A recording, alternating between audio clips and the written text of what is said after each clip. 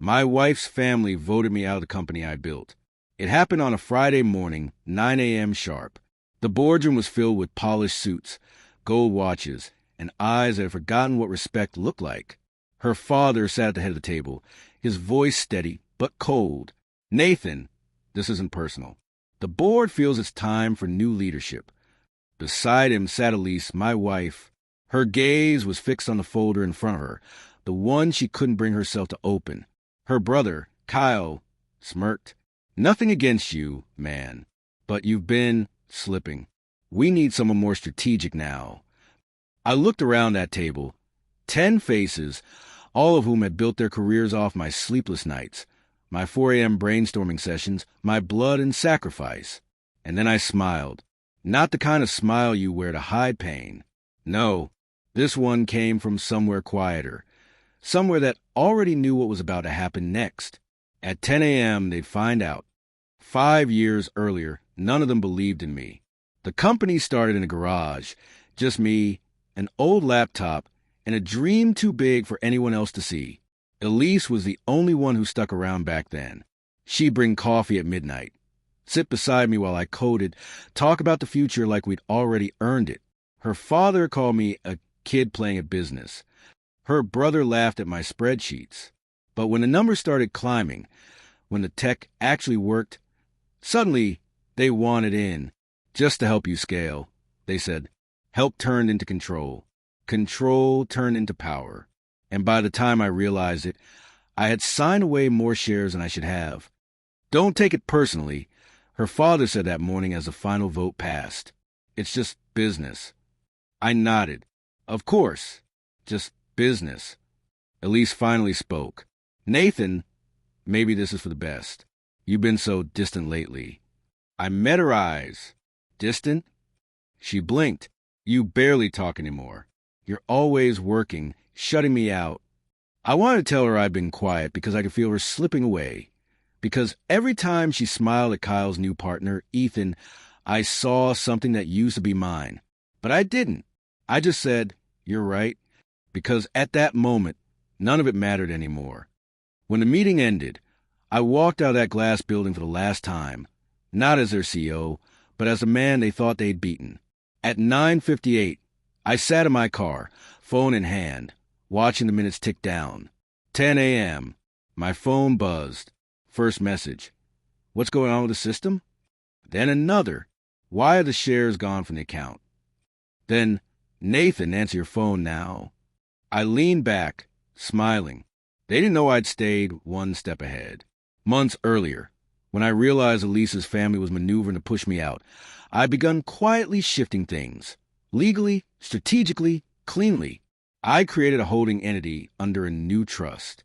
Every share I owned had been sold. Overnight, to a private buyer I'd vetted myself. They thought they owned me. They never did. Elise called. I answered. "Nathan, what did you do?" "Something you taught me," I said softly. I stopped believing words and started reading actions.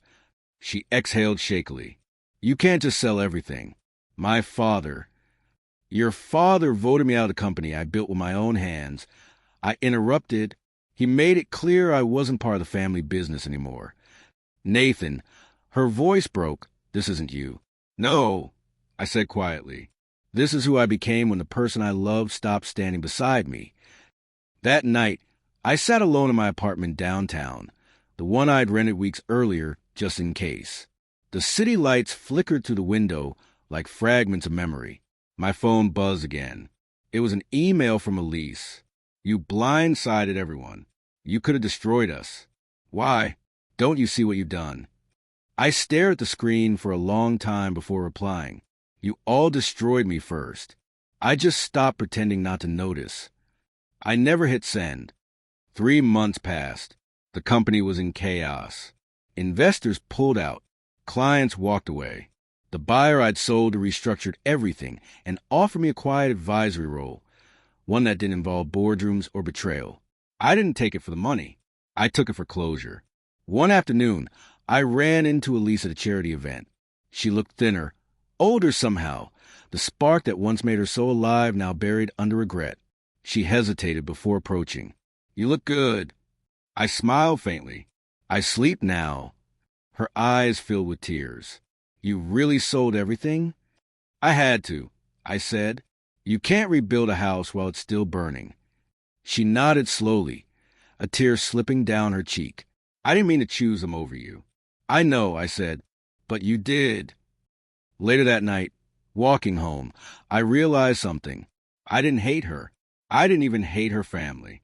I pitied them because they still thought power was about control, about votes, shares, and signatures. But power, real power, is knowing when to walk away and leave people to the consequences of their greed. Years went by. My name disappeared from the headlines. Their company collapsed under its own weight, bought out for pennies by a competitor. And me? I started over. Smaller, quieter. Built a new venture from scratch. This time, no family ties. No silent partners waiting to betray me. Sometimes, I still think about that boardroom. The way they looked at me, confident they'd taken everything. I almost feel sorry for them. Almost. Because they never realized that what I built was never the company. It was the ability to build anything. You can take away a man's title, his seat, even his name on the door, but you can't take his fire. And the next time I signed a deal, years later, for a company twice as valuable as the one they'd stolen, I signed it under a new name.